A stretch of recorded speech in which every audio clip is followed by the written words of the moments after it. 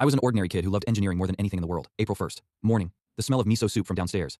I threw off the blanket and stared at my walls. Blueprints everywhere, drawn in pencil, technically accurate if a little crooked. A Roman dome model made from cardboard sat on the shelf. 3 encyclopedias lay open on the desk. Egyptian construction, medieval cathedrals, Roman concrete. My name was Yuta Ishikawa, 18 years old. Today was my first day at the University of Tokyo, Faculty of Engineering, third highest entrance exam score in all of Japan. Downstairs. Dad ate silently. Mom fussed with a bento she'd been assembling since 5. My sister Hana, 14, drew something between bites of rice. Yuta, she said. Mickey at school says aliens built the pyramids. 2.3 million limestone blocks, I said. Average 2.5 tons each. They wet the sand in front of wooden sleds to cut friction in half. It's painted in Jehudi-Hotep's tomb. Copper chisels, wooden wedges soaked in water to split rock. 20,000 workers in rotating shifts. No aliens, just math and muscle. Hana rolled her eyes. You're gonna be so fun at parties. Mom set the bento down, eyes red. She'd been crying since yesterday. Happy tears, she kept saying. Dad shook my hand at the door. One squeeze. Then he turned and wiped his eyes when he thought I wasn't looking. Hana handed me a drawing. Me standing next to the Great Pyramid, grinning. I folded it into my jacket pocket. The bus left at 7:15. Window seat. Chiba shrinking behind me. My heart hammered. I was thinking about professors, labs, structural analysis. The future was so bright it hurt to look at. The bus merged onto the expressway. The truck came from the opposite lane, head on, brakes, a scream, glass, metal, darkness. I thought I was dead. Then I woke up. Heat, not summer heat, furnace heat. The air burned my throat on every breath. I forced my eyes open, and white light slammed them shut. I tried again, squinting. A low canopy of palm leaves. Bodies everywhere, thin, dark-skinned, shaved heads, dirty loincloths, scars, rope marks on wrists. One man clutched a swollen arm, moaning. Slaves. I tried to sit up and pain exploded across my back. I looked at my hands. Not mine. Dark skin, calloused palms, wiry forearms, built by years of labor I'd never known. I touched my face. Wider nose, thicker lips, shaved scalp. Then the memories hit, like a dam breaking. My new name was Nefer, 17, Nubian. Captured in a military raid 3 years ago. Family killed. 3 years hauling limestone in a quarry. The real Nefer died of heat stroke a week ago, collapsed and never got up. They dragged him under this canopy. 3 days to recover or get dumped in the sand. He didn't recover, I did. A man beside me, 30s, scar across his cheek, said something. I didn't understand then. Like a key turning, I understood everything. Egyptian. Not hieroglyphs from encyclopedias, the living language, natural as Japanese. Nefer, you alive? Want water? I looked past the canopy. Desert everywhere. Far left, the Nile. I recognized it from 1,000 maps. Right. A quarry. Massive. Open cut. Chewing into a limestone hill. Hundreds of people among the rocks. Constant hammering. Stone on stone. From conversations, from Nefer's memories. Pharaoh Djoser ruled. An architect named Imhotep was planning something big. Something from stone. 2,700 years before the Common Era. Third dynasty. The Step Pyramid, first stone pyramid in history, hadn't been built yet. And here was what knocked the breath out of me. Everything was far more primitive than the encyclopedia said. They painted ancient Egypt as sophisticated engineering. What I saw was almost nothing. Copper chisels that dulled in minutes. Stone hammers, blocks dragged on sleds across dry sand by dozens of men. No rollers, no levers, no ramps, raw muscle. People dying by the dozens every month. Inventory. Body, exhausted, dehydrated, wrecked by 3 years of slave labor. Food, barley porridge twice a day. Water, muddy, 1 jug per 10 men. Status, 0. Tools, 0. Allies, 0. One asset. My head. 4,700 years of engineering knowledge that hadn't been invented yet. Wet sand to halve friction, optimal roller diameters, ramp angles, lever systems, counterweights, water levels for alignment, copper hardening, dolerite tools for granite, labor specialization, supply logistics, all ready. All tested by experiments that hadn't happened yet, but none of it mattered while I was a slave. A slave in ancient Egypt was a tool, used until broken, then thrown away. Nobody listens to a tool, even if it knows how to build a wonder of the world. I needed to climb out. And the only way was to solve a problem nobody else could solve. Not with words, with results. I looked at the quarry. Men in 40-degree heat dragging a 2-ton block across dry sand, straining, falling. I knew that pouring water on sand in front of the sled cuts friction in half. Same block, half the people. Confirmed by tomb paintings and modern experiments. They didn't know it yet. For them, it would look like a miracle. I stood up. My legs shook. The scarred man looked up. Where are you going, Nefer? It's not time. I need to talk to the overseer. I have an idea about moving stones faster. He looked at me like I'd lost my mind. Maybe I had. But I knew exactly what worked and what didn't. And I was going to prove it. The whistle came before dawn. A sharp, ugly sound, a reed pipe blown by someone who hated mornings as much as we did. I rolled off the mat. Every muscle screamed. Nefer's body, a week unconscious. 3 years of hauling stone on starvation rations. My back was one solid bruise. Didn't matter. I had a plan. 40 of us lined up at the quarry edge. Task. Drag a limestone block, 2.5 tons, 300 meters uphill. Wooden sled, hemp ropes, dry sand. 40 men. The overseer was Ketty. Thick neck, small eyes, a tamarisk stick. He used more than his voice. He hit the slowest man every 10 minutes. Not because it helped. Because he could. Pull. 40 men grabbed the ropes, feet dug into sand. The sled moved half a meter and stopped. Dry, loose sand. The runners dug in like plows. Ketty screamed and brought the stick down on the nearest back. Another heave. Another half meter. The sled tilted and stuck. A rope snapped and 3 men flew backward. One landed on his wrist. I heard the crack from 10 meters away. He curled up in the sand, and Ketty walked over and kicked him. Get up or stay. The kid didn't get up. They dragged him to the side. 39 men now. The block hadn't moved 10 meters. I looked at the 3 water jugs in the shade behind us. Drinking water for the entire shift. 3 jugs. 40-degree heat. 1 jug. A third of our water supply. Cost. Heat stroke for 2 or 3 men by afternoon. Benefit. If the physics worked the way every experiment said, 25 men move what 40 couldn't. I walked to the jugs, picked one up, and carried it to the front of the sled. What are you doing? Ketty said. I poured. Slow, steady. A line across the sand 2 meters ahead of the runners. Water turned pale sand dark brown. Men stared. Ketty raised his stick. Pull, I said. Nobody moved. Pull. 25 men on the ropes, half the crew still frozen, and the sled moved. Not half a meter. 3 meters. Smooth. Gliding. Runners over wet sand like oiled wood. Men stumbled forward, shocked by their own momentum. Someone laughed. A short, startled sound, like he couldn't believe what his own arms had just done. More water. Ahead. Always ahead of the sled. Someone grabbed a second jug. I stopped him. 1 jug. Pour small. Just enough to wet the path 2 meters ahead. They poured. They pulled. 300 meters uphill in 40 minutes. Yesterday, the same distance took the full crew 3 hours. Ketty said nothing. His stick hung frozen. He lowered it and walked away. 25 men, 40 minutes, 1 jug of water. The price came at sundown. 2 men collapsed, not enough drinking water through the afternoon. I gave one my own ration and spent the night with a headache like a chisel in my temple. The trick worked. But water in the desert was never free. 1 miracle gets attention. 3. Build a reputation. Over the next 3 days, I fed them one at a time. Day 2. The quarry's biggest waste problem, cracked blocks. 1 in 5 split during transport. Hidden fractures inside the limestone that nobody could see until the block hit a bump and shattered. 20% waste rate. 3 days of cutting per block. 10 men hauling, all for rubble. I picked up a copper chisel and tapped a fresh cut block. Rang like a bell. Clean, high, sustained. Solid stone, no voids. Tapped the one beside it. Dull thud. Dead sound. Short. This one has a crack inside. I said to the nearest cutter. Don't waste time on it. He stared at me like I'd read the future from goat entrails. I tapped 3 more blocks. 2 rang clear. 1 thudded. They cut the 2 that rang. Both survived transport without a chip. The flagged one, they cut anyway to test me. It split clean in half before it reached the sled. 40 man-hours of labor wasted. Exactly as I'd said. By evening, every cutter in the crew was tapping before cutting. Waste dropped from 1 in 5 to 1 in 20. 5%. That meant for every 100 blocks cut, 15 extra survived to reach the building site. 15 blocks that used to be gravel. Day 4. The cutters hammered straight into the limestone face, fighting the stone. Limestone has bedding planes, horizontal layers from sedimentation. Hit against the grain, and your chisel bounces, stone chips unevenly. You exhaust yourself. Hit along the grain and the stone wants to split. I showed one cutter, adjusted his angle by 15 degrees. His output that afternoon jumped by a third, and he came back from the shift with energy left in his arms for the first time in months. By next day, the whole crew switched. 30% increase across the board. Same men, same tools, same stone, just a better angle. 3 tricks, 5 days, and someone noticed. Marira, master stonecutter, free craftsman, reported directly to Imhotep's construction office, appeared at the quarry on the 5th day. Stocky, hard-faced, hands like worn leather. He walked the cutting line in silence, checked the output tallies scratched on a limestone flake, and turned to Ketty. Your section is running 40% above quota. Why? Ketty straightened his back. Discipline. I run a tight crew. A voice from behind the block line. Young, sharp, loaded with sarcasm. That's Nefer. He showed us the water trick, the tapping test, and the cutting angle. Ketty hit him for the water. Kai. 20 years old. Egyptian, not Nubian, a debt slave, sold because his father owed a grain merchant more than he could repay. Angry at the merchant. Angry at his father. Angry at Egypt. But he watched everything, and he'd been copying my techniques since day 1, quietly, without asking. Ketty spun and cracked his stick across Kai's shoulders. Kai didn't flinch, didn't blink, just stared at Ketty with flat, dark eyes that said, I'll remember this. Marira looked at me, looked at Ketty, looked at the tallies. The Nubian comes with me, he said. I need him in my crew. Ketty opened his mouth. Marira outranked him by 3 levels, a free craftsman versus a slave overseer. Ketty closed his mouth. I picked up my tools and walked toward Marira. As I passed Kai, he fell into step beside me, uninvited. What are you doing? I said. Coming with you, you show me the tricks. I watch your back. That's the deal. I didn't offer a deal. You didn't need to. You're a Nubian slave who knows things he shouldn't know. Ketty will come for you. You need someone who sees him coming. I looked at Kai. Angry, practical. Not a friend, a transaction wrapped in a scowl. Fine, I said. Marira's crew worked precision cuts, blocks for important structures, exact dimensions, better tools, better food, a sleeping spot under a canopy where the wind actually reached. Not freedom, but one full step up from the bottom. And in ancient Egypt, for a slave, every step cost blood. Marira's crew didn't haul blocks, they shaped them. Precision cutting, load-bearing walls, door frames, structural joints. The men here were craftsmen, and they looked at me like I'd crawled out of the wrong hole. First week I kept quiet and watched, learned the hierarchy, the rhythms. Marira ran the crew with silence. He didn't yell, didn't hit, he just stopped talking to you. If Marira stopped talking to you, you were done. Then he gave me the test. Granite, he said, pointing at a rough block the color of dried blood. Internal chamber lintel. Flat on all 6 faces, 3 days. Granite, the word every stonecutter said like a curse. 3 times harder than limestone. Copper chisels bounced off it like sticks off a wall. Standard method. Pound with stone hammers for hours, chipping fragments the size of fingernails. A single block face could take 2 men a full week. I had 3 days. And I had an idea that was going to cost me 3 nights of sleep. That evening, after the crew bedded down, I nudged Kai. Come with me. Where? The river. I need rocks. You need sleep. I need dolerite. The Nile was 20 minutes from camp. The floodplain was littered with highland stones, basalt, quartzite, and if you knew what to look for, dolerite. Dark, dense, greenish black, harder than granite. Archaeologists would find thousands of dolerite pounding balls at Aswan. Nobody at this quarry used them yet. 3 nights, moonlight searching, hauling stones that fit in 2 hands. I taught Kai what to look for, the weight, the color, the ring when struck. We shaped them rough round, about 15 centimeters across, heavy as a newborn. On day 3, I brought 6 dolerite balls to the granite block. Marira's whole crew watched. I picked one up, lifted it overhead, and brought it down on the granite face. Chip. A real chip, not a fingernail fragment, a thumb-sized piece flying off clean. I hit again. 15 minutes of steady pounding, and I dressed more surface than a copper chisel team managed in half a day. 4 times faster. And the tool didn't dull to right against granite, just smoothed both surfaces. Marira picked up one of the balls, turned it in his hands, felt the weight, put it down, looked at me. Where did you learn this? Quarries in the south, I said. The standard lie. Nefer was Nubian. It was plausible. Marira didn't believe me. I could see it in his eyes. But the granite was flat. The math was right. And he wasn't the type to argue with results. Make me 20 more, he said. The same week, I went to Bennu.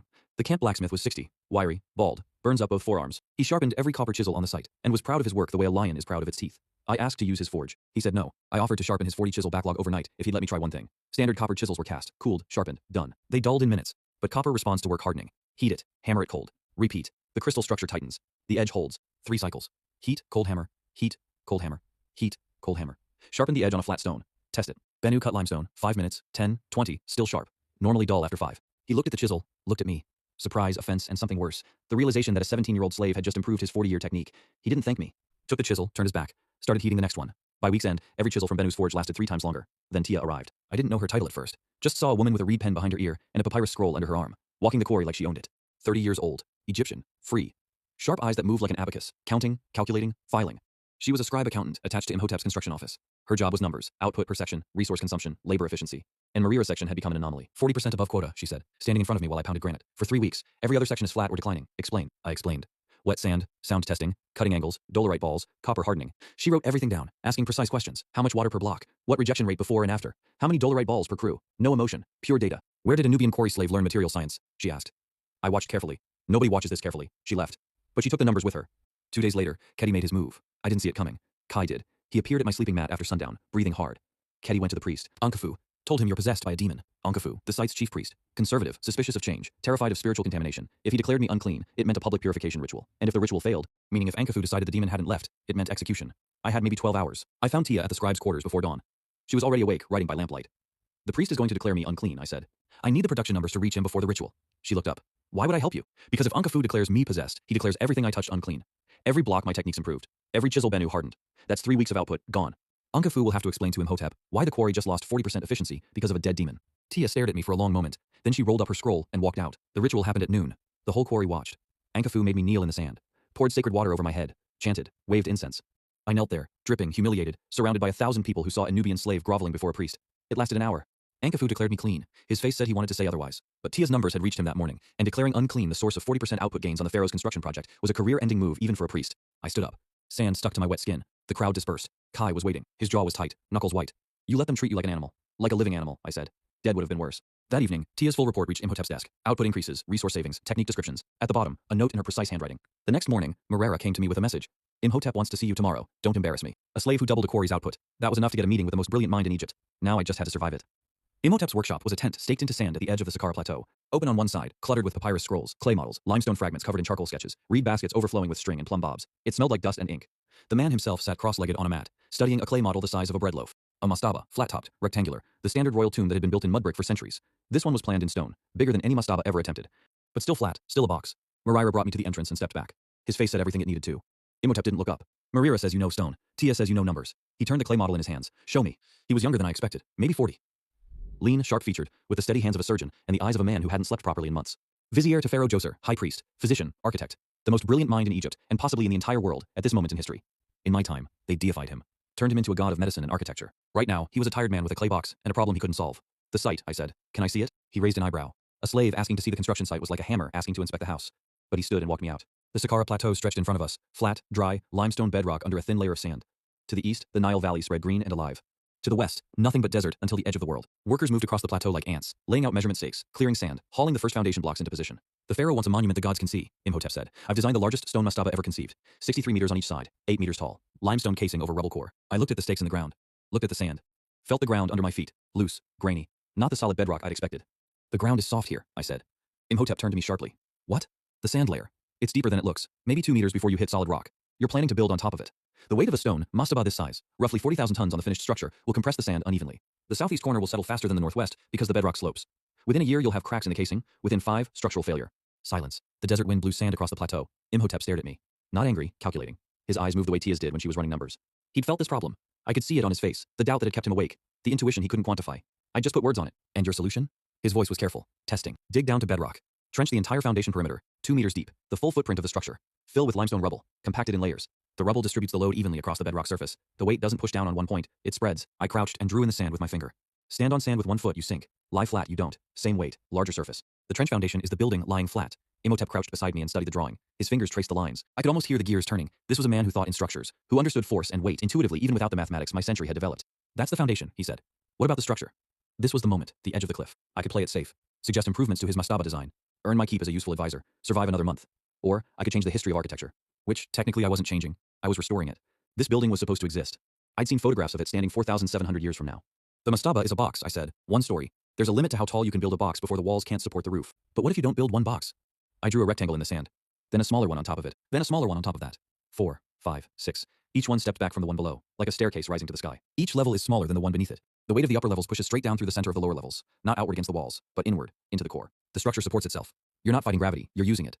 Imhotep stared at the drawing. 6 levels, I said. Base, 125 meters by 109. Total height, 62 meters. Limestone casing over rubble core for the body, with granite for the internal chambers. Total stone volume, approximately 330,000 cubic meters. The numbers came out of me like water. I'd memorized them years ago, sitting in my bedroom in Sheba, reading about this exact building in an encyclopedia with yellowed pages. Imhotep didn't move. The wind covered half my drawing in sand. He didn't brush it away. He was staring at the part that remained. The stepped profile. The staircase to the sky. You're describing something that has never existed, he said. Yes. Something no one has ever built. Yes. And you, a Nubian quarry slave. You see this in your head? I see it finished, I said. I see it standing. Another silence. Longer this time. Imhotep stood slowly, brushed sand from his knees, and looked at the plateau. At the measurement stakes. At the workers. At the Nile glittering in the distance. I need to show you to the pharaoh, he said.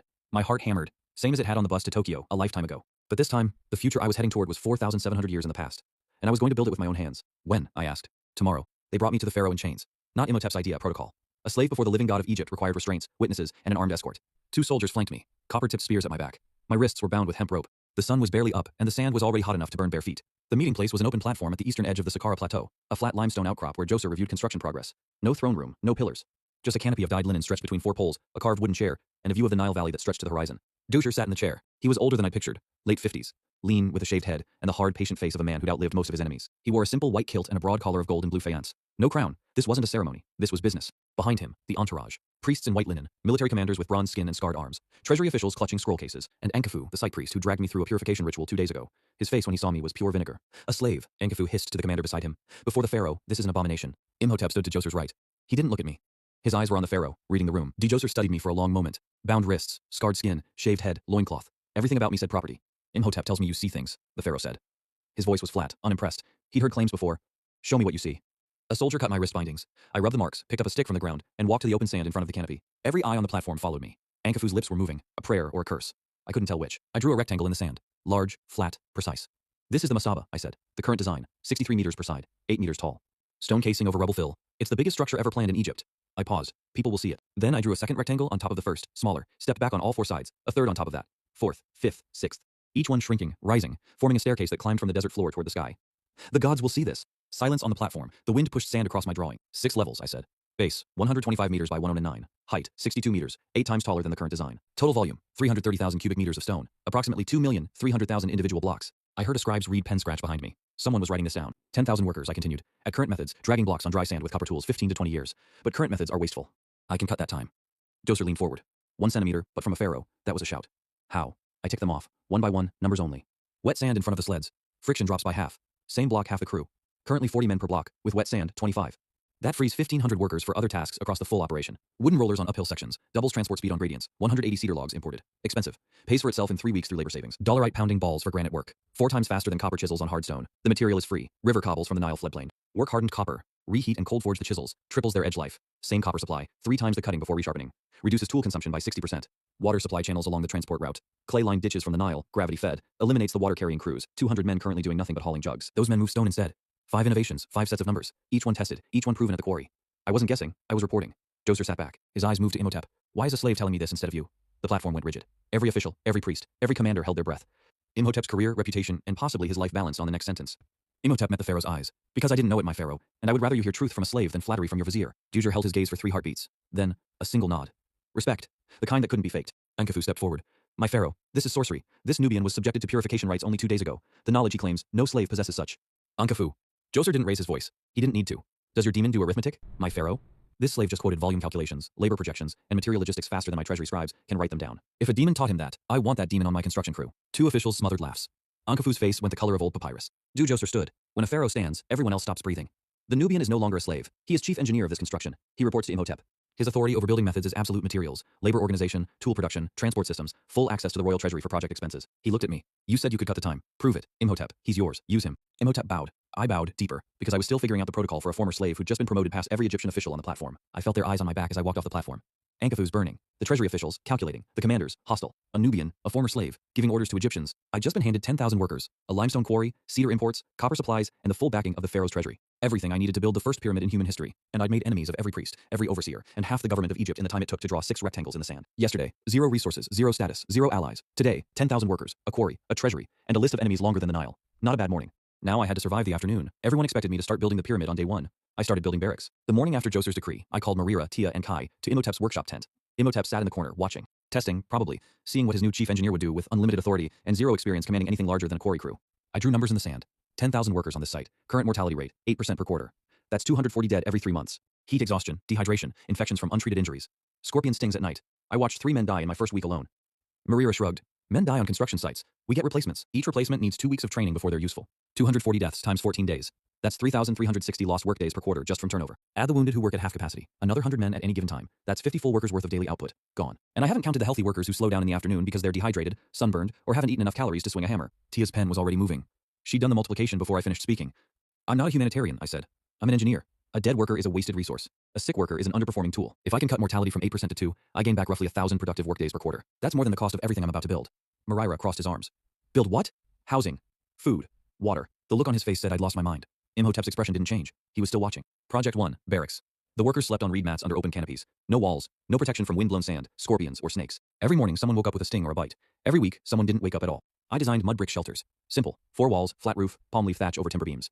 But 3 details that mattered. First, ventilation gaps at the top of each wall, just below the roofline. Hot air rises. The gaps created a draft that pulled cool air in from the floor level and pushed hot air out the top. Not comfortable, but 10 degrees cooler than open desert at midday. Second, raised floors. 15 centimeters of packed rubble beneath a mud brick platform. Scorpions don't climb smooth vertical surfaces well. Snakes prefer ground level.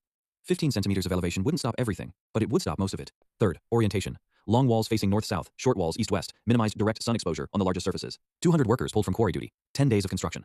Moraira nearly choked. You're taking 200 men off stone cutting to build houses for slaves?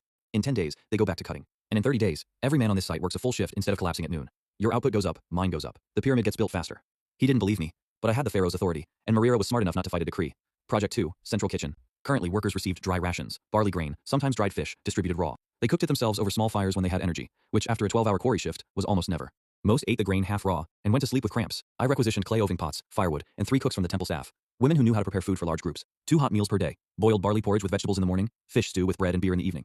Beer wasn't a luxury in Egypt. It was liquid bread, calories, hydration, and enough alcohol to kill waterborne parasites without getting anyone drunk. Tia calculated the caloric difference. Raw barley ration, roughly 1,500 calories per day. Cooked meals with fish and beer, 2,100. A 40% increase in energy intake for men doing extreme physical labor in desert heat. Project 3, the big one. Water. The camp's water supply was a joke. Clay jugs filled at the Nile, carried uphill by hand, shared among dozens. By the time water reached the far end of camp, it was warm, silty, and half gone. Men fought over jugs. Overseers rationed water as punishment. Work slow, drink last. I walked the terrain between the Nile and the camp with Kai, measuring elevation with the simplest tool imaginable. A clay bowl filled with water, held at arm's length. Where the water line touched the eastern rim but not the western, the ground sloped east. Where it touched evenly level, the Nile sat roughly 12 meters below the camp's elevation, but 3 kilometers upstream, the river bent close to a ridge that was only 4 meters above water level. Gravity would do the rest. 50 workers, 8 days. An open channel, 1 meter wide, half a meter deep. Clay line to prevent seepage, running from the upstream intake point along the natural contour of the terrain to a stone-lined cistern at the camp center. Gravity fed. No pumps, no wheels, no mechanisms. Just water flowing downhill through a ditch. The morning the channel opened, clean water poured into the cistern for the first time. Workers gathered around it and stared. One man, old, sun, blackened, missing 3 fingers, cupped his hands, drank, and stood there for a long time without saying anything. Not everyone was grateful. The overseers hated it. 3 of them came to me the second week. Former colleagues of Keti, men who'd controlled their crews through water rationing and food distribution. If every worker had free access to water and hot meals, the overseers lost their leverage. You're making them soft, one said. Slaves don't need houses. They need the stick. The stick kills 8% of your workforce every quarter, I said. Houses kill 2%. You tell me which is more expensive. Ankafu was louder. He went to Imhotep directly. The Nubian spends the pharaoh's gold on animal pens for slaves. Not one stone has been laid. Imhotep looked at Tia's numbers, which I'd made sure reached his desk the same morning. Then he looked at Ankafu and said nothing. Ankafu left 1 month in. The barracks housed all 10,000 workers. The kitchen served 20,000 meals a day. The channel delivered clean water around the clock. Results: mortality, 8% down to 2. Productivity per worker, up 35%. Workers reporting sick or unable to work, down by 2/3. Total effective labor force, up by almost 1,500 man-days per quarter compared to the old system. I hadn't laid a single stone of the pyramid, not one block, not one foundation course, not one measurement stake, but I had 10,000 workers who ate, drank, slept under roofs, and showed up in the morning able to work a full shift without dropping dead by noon. The pyramid was a stack of rocks. These were the people who would stack them. And dead people don't stack anything. Month 2. Time to put stone in the ground. 2 operations running parallel. Foundation and transport route. Both massive. Both starting from nothing. I split the workforce. 2,000 on the foundation trench. 300 on the road. The rest continuing quarry output under Moraira. The foundation came first. A stepped pyramid 62 meters tall, weighing roughly 300,000 tons when finished. You don't set that on sand. You set it on bedrock, with a cushion thick enough to distribute the load evenly across every square meter. I staked out the perimeter, 125 meters by 109. Then I put 2,000 men with copper hose, wooden baskets, and raw stubbornness into a trench 2 meters deep across the entire footprint. 13,600 square meters of sand and loose rock, dug out by hand, carried away in baskets, dumped downwind. 30 days of digging. The problem hit on day 4. Rubble fill. The trench needed to be packed with crushed limestone, compacted in layers, each one tamped flat before the next went in. I calculated the volume. 27,000 cubic meters of fill. The quarry had stockpiled roughly 9,000 cubic meters of loose stone, a third of what I needed. I went to Moraira. How many rejected blocks does the quarry produce per month? He squinted. Blocks that crack during cutting or transport? 500. We dump them in the waste pit. 500 blocks per month. Average weight 2.5 tons each. 1,250 tons of perfectly good limestone, thrown into a hole in the ground, because it wasn't pretty enough for a wall. Stop dumping them, break them into fist-sized rubble, and send them to the foundation trench. Moraira stared at me. You want me to smash finished blocks into gravel? I want you to smash rejected blocks into foundation fill. They're already waste. Now they're material. Assign 50 men with stone hammers. The blocks are already cracked. They'll break easily. I need 300 baskets of rubble per day delivered to the trench. He did the math in his head. I could see it.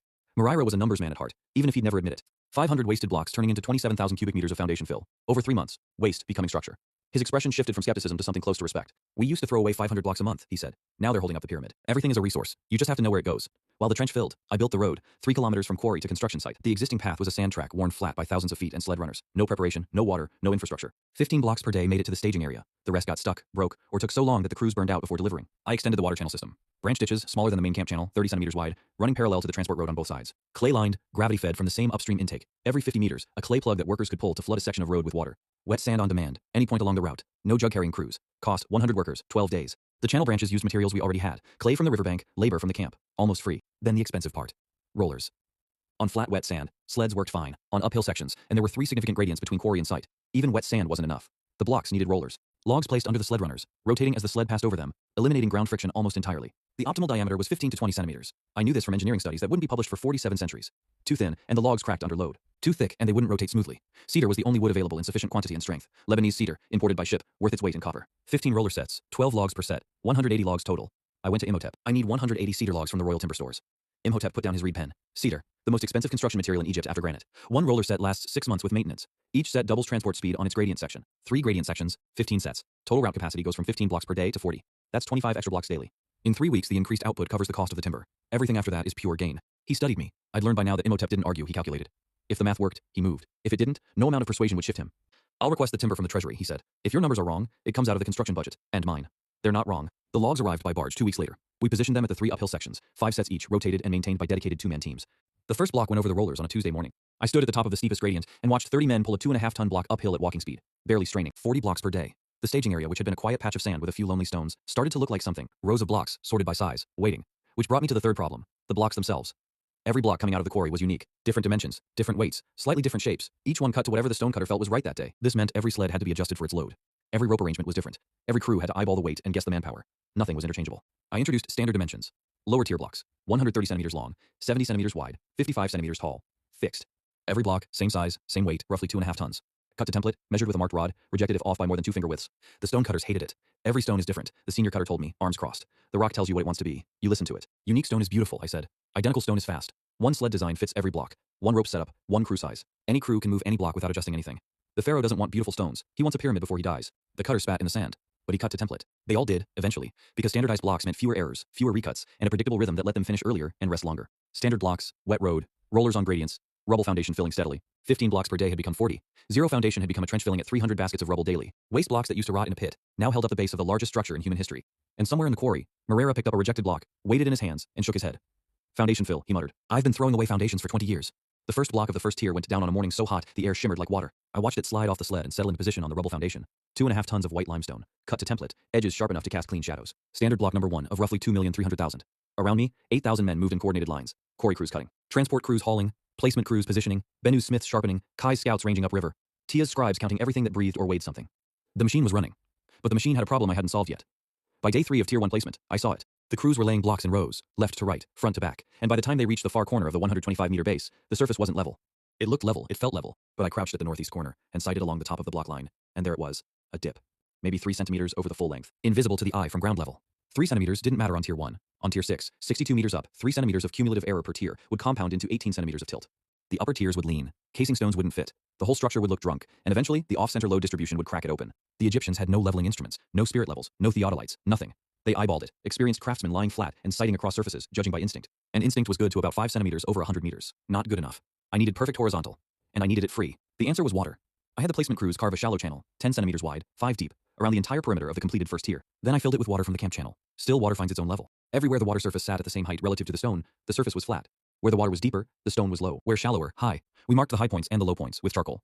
Ground down the highs with dolerite balls, packed rubble fill under the lows, reflooded the channel. Checked again. Perfect horizontal across 125 meters. Accurate to less than 2 centimeters over the entire base, using nothing but a ditch and a bucket of water. Imhotep came to inspect that evening. He walked the perimeter channel in silence, watching the water catch the last orange light of sunset. He crouched, touched the surface, watched the reflection settle to perfect stillness. He didn't say well done. He didn't compliment the technique. He stood up, looked at me, and said, "How many more things do you know that you haven't told me?" "Enough," I said. He held my gaze for a moment, then nodded and walked away. The trust between us was a strange thing. Not warm, not friendly, but solid. He didn't understand where my knowledge came from, and he'd stopped asking. What mattered to Imhotep was that it worked. The second problem was slower. Block placement. The actual act of sliding a 2.5-ton stone into position next to its neighbor took an hour per block. Crews would drag the block to its spot, then spend 40 minutes shoving, levering, hammering, and cursing it into alignment. Stone against stone, grinding and catching on rough surfaces. The fix was mortar, not structural mortar. The blocks supported themselves by sheer weight. What I needed was a lubricant, a thin layer of calciumite paste between blocks that let the placement crew slide the stone into perfect position before it dried. I taught the mixing crews the ratio. Limestone powder burned in a kiln, mixed with water to a consistency thicker than milk, but thinner than mud. Too runny, and it squeezed out under pressure, leaving gaps. Too thick, and the block wouldn't slide, defeating the purpose. The sweet spot was a paste that held a finger impression for exactly 2 seconds before settling flat. The crews hated the first day. Paste everywhere, blocks overshooting, 2 men slipping and falling off the tier edge, but by day 3, they had the rhythm. Spread the paste, slide the block, nudge into alignment. Done. 20 minutes per block down from 60. 3 times more blocks placed per day per crew. With the base tier level and the placement method locked in, I built the ramp. Tier 2 sat 8 meters above ground level. Blocks don't climb, they need a road. I designed an external ramp, 80 meters long, 8 meters wide, angle of 7 degrees, wide enough for 2 sled lines, one going up loaded, one coming down empty. No traffic jams, no waiting. The ramp itself was packed earth reinforced with rubble fill, surfaced with compacted clay and wetted daily. 7 degrees was the critical number. Steeper, and the pulling crews couldn't generate enough force. You'd need 60 men per block instead of 30. Shallower. And the ramp became so long, it ate more material than it saved. 7 degrees balanced effort against distance. I knew this from ramp efficiency studies I'd read in my bedroom in Shiba, surrounded by encyclopedias and cardboard models. The first block went up the ramp on a Thursday. 30 men, wet clay surface, cedar rollers at the steepest section near the top. Smooth. Controlled. The block crested the ramp and slid into position on tier 2, like it belonged there. The pyramid was 10 meters tall, 2 tiers complete, visible from the river. A merchant caravan from Memphis passed along the Nile Road that week. I heard about it from Kai, who'd been scouting limestone deposits upriver and crossed their path. One of the traders pointed at the site, Kai said, chewing dried fish. Asked his camel driver what it was. What did the driver say? Some Nubian is building a mountain for the pharaoh. Kai grinned. A rare thing, sharp and brief. The trader laughed. He won't be laughing next year. No, he won't.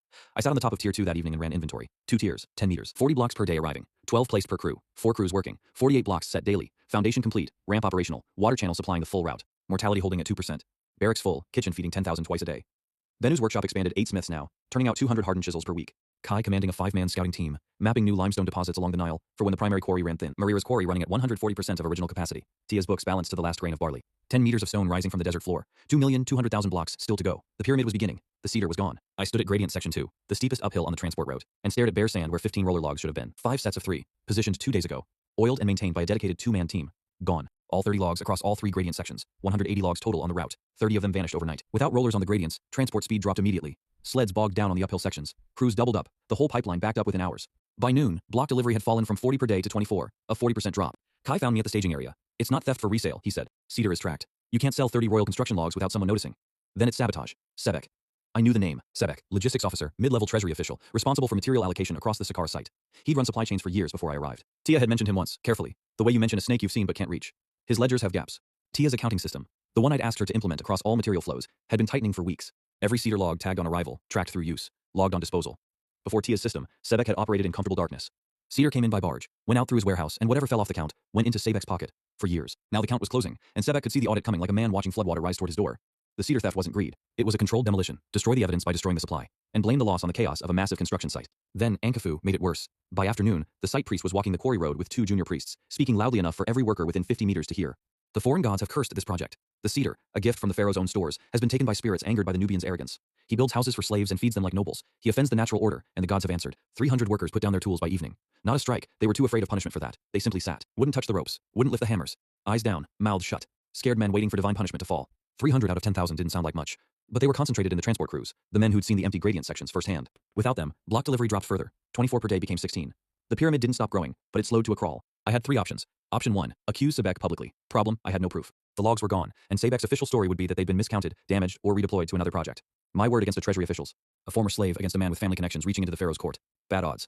Option 2, find the cedar. Prove the theft. Better. But it meant pulling Kai off scouting duty, searching an unknown area, and hoping Sebek was stupid enough to keep the evidence nearby. Meanwhile, the pyramid bled productivity every hour. Option 3, work around the loss. Replace cedar rollers with an alternative. Slower, less efficient, but enough to keep blocks moving while I dealt with Sebek quietly. I chose all 3. Simultaneously. Kai left that night. I told him, check Sebek's personal holdings. The man had a storage compound across the river, grain, trade goods, a small dock. If 30 cedar logs existed anywhere within a day's travel, that was the most likely place. If there are guards? Kai asked. Don't get caught. Helpful advice. While Kai searched, I improvised.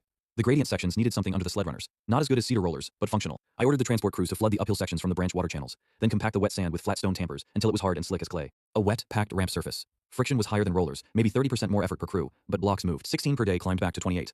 70% of normal capacity. Not great enough. For the 300 sitting workers, I didn't preach. I didn't argue theology. I walked to the steepest gradient, the one most visibly stripped of rollers, and joined a pulling crew myself. 30 men on the ropes. The former slave chief engineer hauling alongside them. Wet sand under the runners. The block moved. I looked at the nearest group of sitting workers and said nothing. Just pulled. By the next morning, 200 of the 300 had picked up their ropes. The remaining 100 would come back when the cedar did. Or they wouldn't. I couldn't afford to wait. Kai came back on the 3rd night. He was limping. Found them, he said, sitting down hard on my sleeping mat. His face was gray, his left arm pressed against his ribs. Storage compound across the river. 30 cedar logs under a pile of reed bundles. 2 guards, 1 sleeping, 1 not. The one who wasn't sleeping hit me with a staff before I got clear. He winced. Rib, maybe cracked. I can still walk. You're not walking anywhere for a week. I'm fine. You have a broken rib and you're my only scout. You're resting. That's not a request. I took Kai's report to Tia. She didn't need convincing. Her ledgers already showed the discrepancy. 30 logs received from the royal barge. 30 logs assigned to gradient stations. 30 logs missing from site. 0 logs recorded as damaged or transferred. The numbers told the story with surgical precision.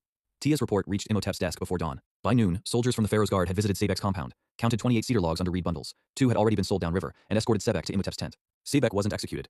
His family was too connected. Cousins in the treasury, an uncle in the provincial government. He was stripped of his position, publicly reprimanded, and reassigned to grain accounting in a town 3 days south. A slap. Not a punch. Unkafu received nothing. No punishment, no reprimand. He'd been careful. Everything he'd said was framed as spiritual concern, not accusation. He'd planted the fear and stepped back, clean hands. The cedar returned to the gradient sections. Block delivery climbed back to 40 per day. The 100 holdout workers came back when they saw the logs. No apologies, no explanations. Just men picking up ropes. I sat by Kai's mat that evening. He lay on his good side, breathing shallow. My scout has a broken rib, I said. My blacksmith is 60 and can't work past noon. My accountant doesn't technically report to me. I command 10,000 men, and my actual team is 3.5 cripples. Kai laughed, then stopped, clutching his side. Don't make me laugh. It costs a rib. Sebek's gone, but his family isn't. Ankfu got away clean, and somewhere out there, someone is already planning the next move. So, what do? We build faster than they can sabotage. Kai closed his eyes. Inspiring. Wake me when it's over. The math killed the ramp before the stone did. Tier 3, 25 meters above the desert floor. The external ramp, my beautiful, efficient, 8-meter-wide highway, had grown into a monster, 200 meters long, consuming thousands of cubic meters of packed earth and rubble, requiring its own maintenance crew of 60 men just to keep the surface wet and compacted. And I needed to go higher. I sat on the edge of Tier 2 at sunset, and did the calculation I'd been avoiding. External ramp, 7-degree angle. For every meter of height, you need about 8 meters of ramp length. Tier 3 peak, 25 meters. Ramp length needed, 200 meters, already built. Tier 4 peak, 33 meters. Ramp, 260 meters. Tier 5, 45 meters. Ramp, 360 meters. Tier 6, the top 62 meters. Ramp, just under 500 meters. 500 meters of packed earth, 8 meters wide, rising to 62 meters. The volume of the ramp itself would approach the volume of the pyramid. I'd be building 2 structures instead of 1, and the second one would need to be torn down afterward. The ramp was done. It had taken us this far, but it couldn't take us higher. The alternative was lever cradles, wooden rocking platforms that could lift a block 1 step height at a time. Tip, wedge, up 1 level. I'd seen the diagrams in textbooks. They worked. They were also agonizingly slow, 5 blocks per day instead of 40. At that rate, the upper tiers would take 8 times longer than the lower ones. The pyramid would take not 15 years but 40. Djoser would be dead. Imhotep would be dead. I might be dead. And the pyramid would stand half finished in the desert, a monument to a plan that ran out of time. I needed a third option, and I had one, sitting in my head since the day I'd first read about it, in a dog-eared architecture journal in the Chiba Public Library. Jean-Pierre Houdin's Internal Ramp Theory, published in 2007, 47 centuries from now. A spiraling ramp built inside the pyramid itself, hidden within the structure, turning at each corner with an open notch where blocks could be rotated to the next leg. The pyramid becomes its own construction road. The problem: I had to convince Imhotep to build empty space inside a structure that everyone, including Imhotep, believed should be solid stone from skin to core. I brought it to him on a Tuesday evening. The workshop tent, lamplight, papyrus spread between us. The external ramp can't go past Tier 3, I said. The volume becomes self-defeating. I know, Imhotep said. He'd done his own math. Lever cradles. 5 blocks a day. The upper 4 tiers will take 30 years at that rate. Then we use more cradles. There isn't room. The working surface shrinks with every tier. At Tier 6, the top platform is 15 meters across. You can fit maybe 3 cradle stations, 15 blocks per day maximum, and that's optimistic. Imhotep set down his pen. What are you proposing? I drew it. A cross-section of the pyramid, the stepped profile, the rubble core, the limestone casing. Then, inside the core, a line. Spiraling upward, hugging the outer wall, turning at each corner. A ramp. Inside the pyramid. A road inside the mountain, Imhotep said. His voice was flat. 2 meters wide. 7-degree angle. Same specifications as the external ramp. It spirals up through the core. 1 full revolution per tier. Blocks enter at the base and climb to whatever height we're building. The ramp stays forever. It becomes part of the structure. You want to build a void inside a pyramid. A hole. In a structure whose entire purpose is to be impenetrable mass, protecting the pharaoh's body for eternity. Not a void. A filled ramp. Once construction is complete, we pack it with rubble. It becomes core material, indistinguishable from the rest. But during construction, it's our highway to the top. Imhotep stood up, walked to the tent entrance, looked out at the pyramid, 2 tiers glowing white in the moonlight. It weakens the structure, he said. Not if we bridge it. Stone lintels over the ramp channel every 5 meters. They transfer the load from the outer wall to the inner core. The ramp isn't a gap. It's a channel with a roof. The compressive forces pass over it like water over a buried pipe. You're guessing? I'm calculating and I'm willing to prove it. He turned. How? Build 1 turn. 1 corner section, inside Tier 3. 500 workers, 15 days. A single spiral turn with a functioning ramp surface. 2 meters wide, 7 degrees, load-bearing lintels every 5 meters. We haul a standard block up it. If the stone holds, the lintels hold, and nothing cracks. We continue. If it fails, I dismantle it. We fill it with rubble and go back to cradles. And if it fails? Then I was wrong. And the consequences are yours to decide. Any consequences? Any. Imhotep studied me. This was the first time I'd openly staked my position, my authority, my freedom, possibly my life, on a single engineering test. Everything before this had been proven technology, low risk, incremental gains. This was different. This was a bet. 15 days, he said. Not 16. 500 men. 15 days. We carved the ramp channel into the core of Tier 3, a 2-meter-wide corridor spiraling through rubble fill, lined with cut limestone walls, roofed with granite lintels at 5-meter intervals. The lintels were the key, each one a single stone beam spanning the ramp width, bearing the weight of everything above it, and transferring the load to the walls on either side. Day 15. The first block went in. A standard 2.5-ton limestone cube, loaded onto a sled at the ramp entrance. 20 men on ropes. The sled moved up the 7-degree incline, through the corridor, around the first turn. I stood at the turn and listened. Stone settling. Dust falling from the lintel above. A faint creak from the wooden sled runners. Nothing cracked, nothing shifted. Second block. Third. By afternoon, 5 blocks sat on the ramp simultaneously. 12.5 tons of distributed load across a 30-meter section of internal corridor. The lintels held. The walls held. The structure held. Imhotep walked the ramp that evening, slowly, touching the walls, looking up at the lintels, feeling the stone with his fingertips. He reached the first turn, the open notch where the ramp changed direction, and stood in the gap, looking up at the sky framed by limestone walls. Continue, he said. At each corner, I installed turning platforms, open notches in the pyramid face, where blocks emerged from one ramp leg and needed to rotate 90 degrees into the next. A wooden crane, a simple lever arm with a stone counterweight, pivoting on a vertical post, sat at each notch. Bennu forged the copper pivot fittings. 10 men on the lever arm could swing a 2.5-ton block through 90 degrees and feed it into the next ramp section. 10 men, instead of 30, wrestling the block around by hand. 35 blocks per day to the upper tiers, not 40. The internal ramp was narrower than the external, and the turning platforms added time. But 35 was 7 times faster than lever cradles. The pyramid could reach 62 meters. The math worked again. The messenger arrived at dawn on a donkey that looked as tired as the news it carried. Royal seal. Papyrus scroll. 3 lines of hieratic script that Tia translated with a face like carved stone. Pharaoh Djoser will inspect the Saqqara project in 3 months. The structure must demonstrate progress consistent with the timeline presented to His Majesty. Adjustments to the project's leadership will be made if expectations are not met. Adjustments to leadership. The polite Egyptian way of saying, if the pyramid isn't at tier 4 when Djoser arrives, Nefer dies. 3 months, 1 full tier. From 25 meters to 33 meters. 8 vertical meters of stepped limestone across a surface area that was shrinking with every tier but still massive. At current pace, 35 blocks per day through the internal ramp. The math was razor thin. 89 days. I needed every one of them. I couldn't get more workers. I couldn't get more stone. Marira's quarry was already at capacity. I needed more hours. Night shifts, I told Tia. 2 12-hour rotations instead of 1. Dawn to dusk, dusk to dawn. Nobody works stone in the dark. They do if we light it. Torches on the ramp. Oil lamps at the placement stations. Fire baskets along the transport road. The internal ramp is enclosed. 4 torches per 30-meter section gives enough light to see the sled and the walls. Tia ran the numbers before I finished talking. 2 shifts means 60% more daily output. But food consumption goes up by a factor of 1.6. Night crews burn more calories in cold desert air. Water stays roughly flat. Kitchen needs to serve 3 meals instead of 2. I'll need to increase the fish requisition from the river crews by 40% and double the beer production. Do it. The brewery doesn't have enough grain. Requisition it from the temple stores. Imhotep's authority. The priests will scream. The priests can scream. The pharaoh arrives in 89 days. The night shift started 3 days later. It changed everything. Not just the output but the rhythm of the entire site. Before, construction stopped at sunset and the camp went dark. Now the pyramid glowed. Torchlight flickered along the internal ramp. Fire baskets lined the transport road like a river of flame. The sound of hammers and sled runners didn't stop. It just changed pitch in the cooler air. Workers rotated through the barracks in waves, sleeping while others built, waking to hot food and lamplight. The barracks made it possible. Without roofs, walls, and organized sleeping space, a night shift would have destroyed the workforce in a week. Men sleeping in open sand, bitten by scorpions, stumbling to work exhausted. With the infrastructure I built in month 1, the rotation worked. The investment paid off exactly when I needed it most. Then I reorganized the labor. Until now, most crews were general purpose. The same men cut stone, hauled it, and placed it. Jack of all trades, master of none. A man who spent his morning cutting limestone, spent his afternoon hauling it, and his evening trying to fit it into a wall, doing 3 jobs poorly instead of 1 job well. I split the workforce into specialized brigades. Cutting crews, nothing but quarry work, perfecting their angle, their rhythm, their speed. Transport crews, nothing but hauling, learning every meter of the road, every gradient, every trick for keeping sleds moving. Placement crews, nothing but fitting blocks, leveling surfaces, mixing mortar. And a 4th category I called service brigades, tool sharpening, sled repair, water distribution, torch maintenance, the invisible work that kept everything else running. Each brigade trained on one task, repeated it hundreds of times, got fast, got precise, cutting output went up 15%, transport errors dropped. Placement time held steady at 20 minutes per block, even at tier 4 heights where the working surface was tighter and the margin for error smaller. The assembly line, 4,000 years before Henry Ford would name it, hummed. Day 60, tier 3 complete, tier 4 underway, 33 meters high on schedule, barely. Day 78, the collapse. I heard it before I saw it. A deep grinding sound, like the earth clearing its throat, followed by a crack that echoed off the desert floor. Then screaming. The southeast corner of tier 4. 3 casing blocks, each 2.5 tons, had shifted, tilted, and slid off the edge. They fell 8 meters and shattered on the tier 3 surface below. 2 men from the placement crew were underneath. By the time I reached the corner, they were dead. Kemnu 26, a singer. The man whose voice carried across the worksite every morning. Daga, 19, a debt slave like Kai, who talked about buying a fishing boat when his term ended. I knew their names. I knew everyone's names by now. 10,000 people stood silent. Torches flickered. Nobody moved. I climbed to the southeast corner and looked. The casing blocks had shifted because the surface beneath them wasn't level. A 4-centimeter depression, invisible to the eye, enough to tilt 2.5-ton stones past their balance point. I traced it down. The depression wasn't in the tier 3 surface. It was in the foundation. The bedrock under the southeast corner was softer than the rest. A pocket of calcium-rich limestone that compressed under sustained load. My original survey had missed it. The foundation rubble above it had settled 4 centimeters over 6 months, and that 4 centimeters had propagated upward through 3 tiers until it finally tipped the casing blocks off the edge. My error. My survey. My foundation. Marira appeared beside me. What do we do? Disassemble the southeast corner, all 4 tiers, down to the foundation. Excavate the soft pocket. Replace it with compacted granite rubble. Rebuild upward. His face went tight. That's 10 days of work. We have 12 days until the pharaoh arrives. That leaves 2 days to finish tier 4. Then we finish tier 4 in 2 days. The other 3 corners are unaffected. The rest of the crews keep building while the southeast team rebuilds. The assembly line doesn't stop. It just gains a 5th brigade. Marira looked at the bodies below, looked at me, nodded once, and started shouting orders. 10 days, 500 men on the southeast corner, working double shifts, tearing down their own work and rebuilding it on solid ground. The rest of the site, 7,000 workers, continued on the remaining 3 quarters of tier 4, as if nothing had happened. The specialized brigade system held. Cutting didn't stop because placement had a crisis. Transport didn't pause because one corner needed rebuilding. Each part of the machine kept turning. Day 88. The southeast corner reached tier 4 height. Rebuilt, releveled, solid. Day 89. The last block of tier 4 settled into place. I checked the water level one final time, flat, across the entire surface, within 1 centimeter of true horizontal. 1 day to spare. That night I sat on tier 4, 33 meters above the desert, higher than anything built in human history, and thought about Kemnu and Daga. Encyclopedias don't write about them. In encyclopedias, pyramids are beautiful numbers: volume, height, block count, construction timeline, clean data, abstract achievement. Here, pyramids are blood and limestone. Every block has a name behind it. Some of those names belong to men who didn't make it to the top. Kemnu liked to sing. Daga wanted a boat. I'd remember that, even if the encyclopedias wouldn't. Djoser arrived with the sunrise. 50 soldiers, 12 priests, 8 treasury officials, 6 military commanders, 3 fanbearers, 2 food tasters, and a scribe, whose sole job was to record the pharaoh's facial expressions for posterity. The royal procession stretched along the Nile road like a golden snake. I stood at the base of the pyramid with Imhotep, Marira, Tia, Kai, still favoring his left side, and Bennu, my entire team, the 5 people who turned a sand quarry into the largest construction project in human history. Djoser stepped off his carrying chair and looked up. 4 tiers, 33 meters of white limestone rising from the desert floor in clean, sharp steps, higher than any building in Egypt, higher than anything built by human hands anywhere on earth.